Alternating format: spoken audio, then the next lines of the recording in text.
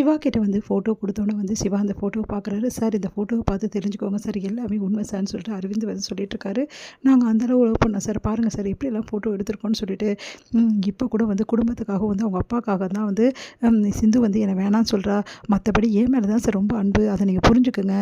அப்படின்னு சொல்லி சொன்னோனே, உடனே வந்து சிவா வந்து அப்படியே பார்த்துட்டே இருக்காரு. அடுத்து வந்து கேட்குறாங்க ஜட்ஜு, என்ன சிவா என்ன முடிவு எடுத்திருக்கீங்க? உங்களுக்கு சிந்து கூட வாழ விருப்பமா இல்லையா? அப்படின்னு சொல்றதெல்லாம் ஒரு பக்கம் இருந்தாலும், உங்களுக்கு விருப்பம் இருந்தா நீங்க வாழலாம். இல்லன்னா இந்த கல்யாணத்த நான் ரத்து பண்ணிடுறேன். அதுக்கப்புறம் வந்து அரவிந்தும், சிந்துவும் சேர்ந்து வாழுது அவங்களோட விருப்பம் அப்படின்னு சொல்லிட்டு சொல்றாங்க. ஜட்ஜு அத கேட்டு வந்து மேடம் நான் முதல்ல வந்து அரவிந்த் கிட்ட பேசணும் அப்படின்னோனே, பேசுங்க அப்படின்றாங்க. அரவிந்த் சொல்லுங்க உண்மையிலேயே வந்து நீங்க எவ்வளோ நாளா லவ் பண்ணீங்க? அப்படின்னோனே 5 வருஷமா லவ் பண்ணேன் சார். சின்சியரா லவ் பண்ணோம் நாங்க 2 பேரும். நாங்க கல்யாணம் பண்ணிக்கலாம்னு நெனச்சோம். ஆனா நீங்க தான் இப்படி பண்ணிட்டீங்க அப்படின்னு சொல்றாரு. ஓ! அப்போ நான் தான் காரணம் நீங்க பிரியறதுக்கு. ஆமா நீங்க தான் காரணம் அப்படின்னோனே எல்லாம் அதிர்ச்சியா பார்க்குறாங்க. உங்க 2 பேரையும் நான் சேர்த்து வச்சுர்றேன் அப்படின்னோனே, அப்படியே சிந்துக்கு அப்படியே அதிர்ச்சி ஆகுது. எல்லாரும் அதிர்ச்சியா பார்க்குறாங்க. ரொம்ப தேங்க்ஸ் சார். அதுக்கு முன்னாடி சிந்துவ நீங்க எந்த அளவு லவ் பண்ணீங்க? என்னென்ன வந்து நீங்க 2 பேரும் வந்து எங்கெங்கலாம் போயிருக்கீங்க? அதே மாரி சிந்துவ பத்தி உங்களுக்கு என்ன தெரியும்? அதெல்லாம் நான் தெரிஞ்சுக்கணும்ல. ஏன்னா சிந்துவ சின்ன வயசுலேருந்து நான் ஃப்ரெண்டு. அதனால உங்கள பத்தி எனக்கு எதுவுமே தெரியாதுல்ல அப்படின்றாங்க. அது வந்து சார் சொல்லுங்க சிந்துவ எப்போ நீங்க முதல்ல மீட் பண்ணீங்க? அப்படின்னு அவர் வந்து இந்த மாரி இந்த டைம்ல நான் கோயில்ல மீட் பண்ணேன் அப்படின்னு சொல்றாரு. ஓகே சிந்துவோட பிறந்த நாள் எப்போ? அவளுக்கு என்னலாம் பிடிக்கும்? அப்படின்னு சொல்லி நிறைய விஷயங்கள் வந்து கேட்குறாரு. அதெல்லாம் வந்து என்ன சொல்றதுன்னு தெரியாம தப்பு தப்பா அவர் சொல்லிட்டு இருக்காரு.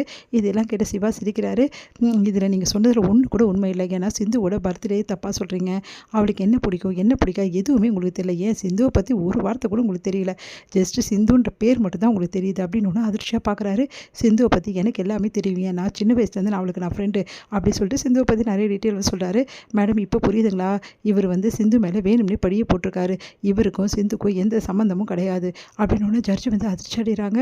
நீங்க என்ன சொல்றீங்க சிவா? அப்படின்னு ஆமா ஆமா மேடம். இதை சொல்றதுக்கு தான் நான் இவ்வளோ நேரம் இவர்கிட்ட கொஸ்டின்ஸ் கேட்டுட்டு இருந்தேன். மற்றபடி இவர் சொல்றதுல எந்த உண்மையும் கிடையாது. அப்போ இந்த ஃபோட்டோ மேடம் இப்போ இருக்க டிஜிட்டல் வேர்ல்டில் இந்த ஃபோட்டோலாம் சர்வசாதாரண மேடம். யார் வேணா யார் கூட வேணாலும் இருக்கிற மாதிரி ஃபோட்டோஷாப் பண்ணிடலாம். இதெல்லாம் ஒரு பெரிய விஷயமே கிடையாது. அதனால சிந்துவை இவர் தான் வேணும்னே பழிய போடுறதுக்காக இப்படிலாம் பண்ணியிருக்காரு. ஆனால் இது எதுக்காக பண்ணாரு என்ன பண்ணாருன்னு சொல்லிட்டு நீங்கள் தான் மேடம் விசாரிக்கணும் அப்படின்னு சொல்லிட்டு சிவா சொல்கிறாரு. அதை கேட்டு அதிர்ச்சி அடைகிறாங்க. என்ன அரவிந்த் இதெல்லாம் அப்படின்னோடனே உன்னை வக்கீல கேட்குறாங்க.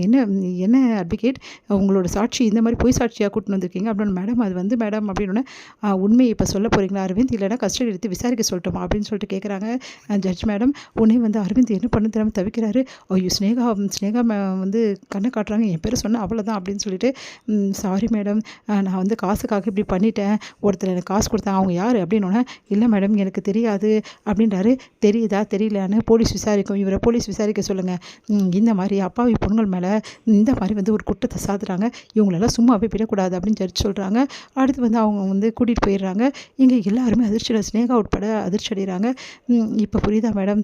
எங்கள் கட்சிக்காரர் எந்த வந்து அப்பாவியானவங்க அவங்களுக்கு எதுவுமே தெரியாது. பாவம் அவங்கள வந்து இந்த மாதிரி பண்ணியிருக்காங்கன்னு சொல்லிட்டு அவங்களுக்கு வாதாடுற வக்கீல் வந்து சொல்கிறாரு. சிந்துக்கு வாதாடுற வக்கீல் வந்து சொல்கிறாங்க. அதை கேட்டுட்டு வந்து சரிங்க இதெல்லாம் ஓகே தான். நீங்கள் சொல்லுங்கள் சிவா. இந்த கல்யாணத்தை ரத்து பண்ணுறதும் பண்ணாது உங்கள் கையில் தான் இருக்குது. சிந்து வந்து நல்லவங்கன்னு புரிஞ்சிச்சு. சிந்து யாரையுமே லவ் பண்ணல. ஆனால் சிந்து உங்களை தான் இப்போ லவ் பண்ணுறதா சொல்கிறாங்க. உங்கள் கூட தான் வாழணும்னு முடிவும் எடுத்திருக்காங்க. நீங்கள் என்ன சொல்கிறீங்க? இந்த கல்யாணத்தை ரத்து பண்ணலாமா இல்லை நீங்கள் சிந்து கூட வாழ்கிறீங்களா அப்படின்னு எல்லா அதிர்ச்சியை பார்க்குறாங்க. உடனே வந்து அப்படியே சிந்து வந்து சிவாவையே பார்க்குறாங்க.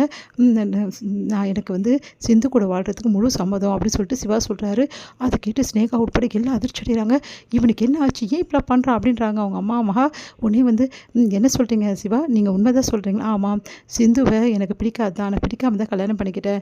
ஆனால் இப்போ சொல்கிறேன் சிந்து கூட நான் மனப்பூர்வமாக வாழணும்னு நினைக்கிறேன். அதனால் இந்த கல்யாணத்தை ரத்து பண்ணுறாதீங்க ப்ளீஸ். தயவுசெய்து சிந்துவும் நானும் ஒன்றா வாழ்கிறோம் அப்படின்னு சொல்கிறாரு. இதுக்கு நான் சம்மதிக்கிறேன் அப்படின்னு சொல்கிறாரு. கேட்ட வந்து நீதிபதி வந்து தீர்ப்பு வழங்குறாங்க. இந்த கேஸை வந்து நான் தள்ளுபடி பண்ணுறேன். தேவையில்லாமல் ஒரு பொண்ணு மேலே அவதூறாக வந்து வழக்கை வந்து பதிவு பண்ண வந்து எல்லாருக்குமே வந்து நான் கண்டனம் தெரிவிக்கிறேன் அப்படின்னு சொல்கிறாங்க. இந்த கோர்ட் சர்ஜன் அப்படின்னு சொல்லிடுறாங்க. அதுக்கப்புறம் எல்லாருமே வந்து போயிடுறாங்க. அப்போ வந்து சிந்து வந்து அப்படியே வந்து சிவாவை பார்க்குறாங்க. சிவாவை பார்த்துட்டு ஓடி வந்து அப்படியே கட்டிக்கிறாங்க. டாக்டரே அப்படின்னு சொல்லிட்டு அழகை தாங்க முடியல. இது ஸ்னேகா பார்த்து பயங்கரமாக அதிர்ச்சி அடைகிறாங்க.